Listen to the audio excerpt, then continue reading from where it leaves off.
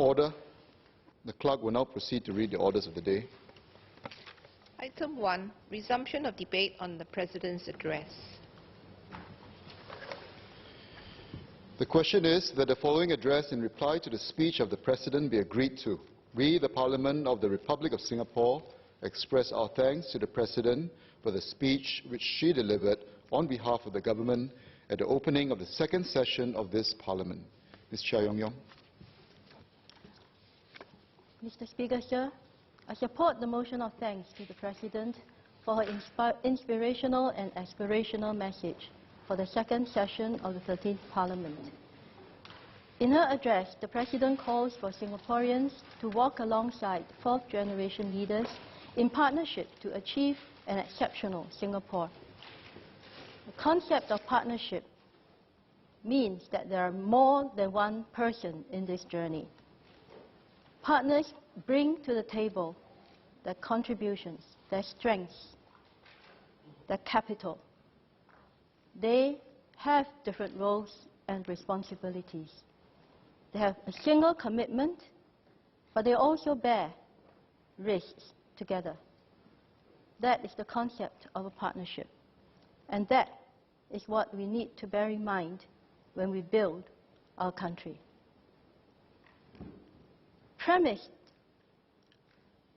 The premise of partnership is trust. And in this debate, in my speech, I would want to focus on the issue of trust. The debate is important because the President's speech is not only for the second session of the 13th Parliament. It is a call to Singaporeans to take Singapore forward beyond the 13th Parliament and way into the future. This debate is important because it takes place at a significant juncture in the political history of Singapore. Both the ruling party and the leading opposition party are undergoing leadership transition. The issue of trust is critical to all of us. We are blessed to be in a country where the ruling party and the leading opposition party transit leadership in a managed process, and that is not to be taken for granted. But however well managed, there will be concerns, uncertainties, and fears on the ground. Leadership transition can be reasonably expected to be a time of vulnerability. Such vulnerability is easily exploited and can be exacerbated by circumstances such as we are in now. Shifts in alliances between countries, changes in domestic landscape, disruption in the global economy, security threats. So understandably, citizens like myself are concerned as to where and how the fourth-generation leaders will lead us, how the leading opposition party will play its role as a check and balance vis-à-vis the government. As Singaporeans, we have a stake in Singapore's future. Visions, plans, and policies are important, but just as important, if not more, is whether and how the leaders actualize them. Checks and balances vis-à-vis the government are important, but just as important, if not more, is whether the checks and balances are executed in a constructive and pro-Singapore manner. In other words, whether you are the ruling party or the opposition party, we, the citizen, will watch how responsible you are to Singapore. The fourth-generation leaders clearly acknowledged in the President's speech that they must earn the trust of the people, forge their own bonds afresh with the people, earn the right to lead. I believe this applies to all leaders, even those who have been leaders for a long time. The mandate of the people is given only once at every general elections.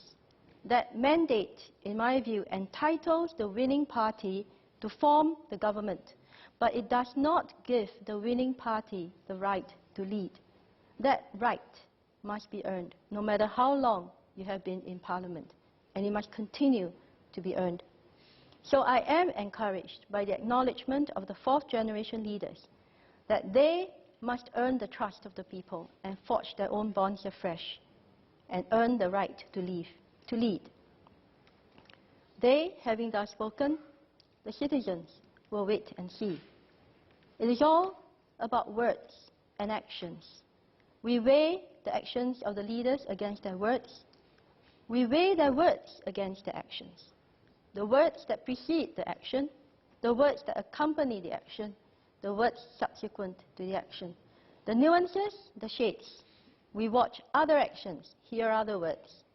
The totality will be the basis upon which we make our assessment. I will do the same for opposition politicians and the public service. I want to know if you mean what you say and you say what you mean. The fourth generation leaders and the new leaders of the Workers' Party are not strangers to Singaporeans. But compared to their predecessors, they have had a relatively short time up to now to prove themselves. They have clearly proven themselves within their parties. It is now time to prove themselves to Singaporeans. And this is not going to be easy. You have heard different discordant noises on the ground. Some may be justified and some not. But all must be taken seriously because all emanate from hearts either of anguish or of passion for Singapore. So the issue of earning trust is fundamental. And I believe that is why the fourth generation leaders say they've got to earn that trust. Because if I trust my leaders, no matter how vehemently we disagree, I will cast my lot with them. I will pay the price together with my fellow Singaporeans and leaders to pave the way for Singapore. But if I do not trust my leaders, they have lost me in the journey. Building trust, however, is not a one-way effort. It requires one party to reach out and another to engage. It will be a long and difficult process, especially if impressions have been formed, assessments have already been made, rightly or wrongly. So we will need a lot of empathy and open-mindedness from both parties. We should not fear to speak and debate openly and frankly. We should speak and debate with cold logic, but with a flaming passion for Singapore. Neither government nor citizens should fear criticism. It is healthy, but it must be done responsibly. Let us be open with each other, and only then will our enemies have one tool less against us. The way ahead will be difficult, there is no doubt. In tackling challenges and building our future, the element of trust is important. There will be differing views, strong voices, loud voices. From this tumult, our leaders must discern what is in the long-term interests of Singapore while looking after the immediate and medium-term interests of Singapore. So you have said to us that you will demonstrate leadership and resolve. You will stand firm on principles and ideals while seeking practical solutions. You will listen to the people. You will not fear to mobilize public opinion in the long-term interests of Singapore. And indeed, as a citizen, I expect no less of Singapore's leaders and public service to do that which is right by Singapore, boldly but humbly, never fearing those who speak the loudest or those who wield the most power, making difficult decisions in the long-term interests of Singapore. But how will you communicate with us? How will you know that I believe in you?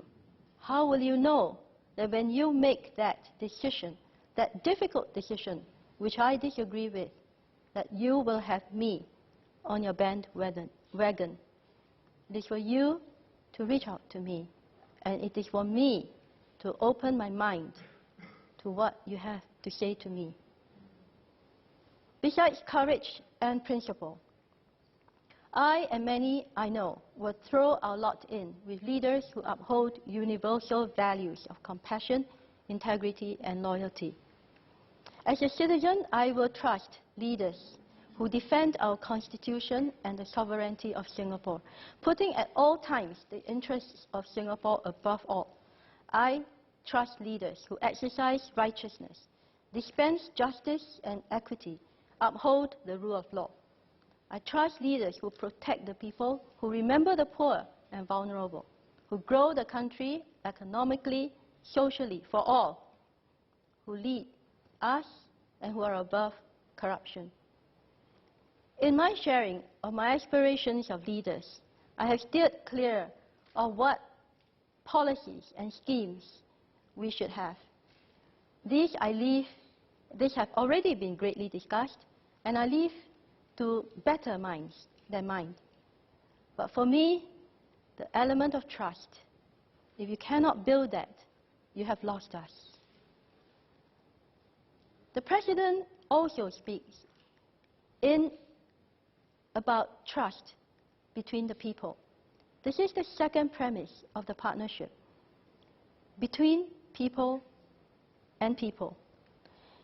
If we do not have trust, we cannot be united. If we cannot be united as one people, we do not require another enemy. We are our own enemy. Deliberate government policies such as universal education, national service, mixed housing, meritocracy have resulted in significant socio-economic progress and social mobility for Singaporeans. We have done well compared to many countries. And notwithstanding, Singaporeans have not become homogeneous. But why should we be? In the midst of our progress, we continue to carry with us differences in background, abilities, ideologies, culture, race, and religion. Justifiably so. These are a part of our identity as individuals, a part of our heritage. We are indeed different from each other, but we must not be afraid that we are different. We recognize that our differences have enriched the Singaporean fabric. Our differences have made us more accepting, broadened our perspectives, made us better, made us stronger. Mr. Speaker, many honourable members and ministers have reminded us of our differences and that we are not yet equal. As such, the same differences that have strengthened and enriched Singapore can potentially tear us apart. But we must not let that happen. Consciously, we must use our differences to strengthen our society. When I have ability, I uphold and I lift the person without the ability, the person with the disability. When I have resources, I share my resources to level the playing ground. If I am weak, I look to someone who is strong to support me. If I am strong, I share my strength with my brother. Let us not allow anyone to attempt to fracture our society. Let us not coalesce according to socio-economic status, race, culture, or religion. And we must never, never, never allow distrust to engender along these differences.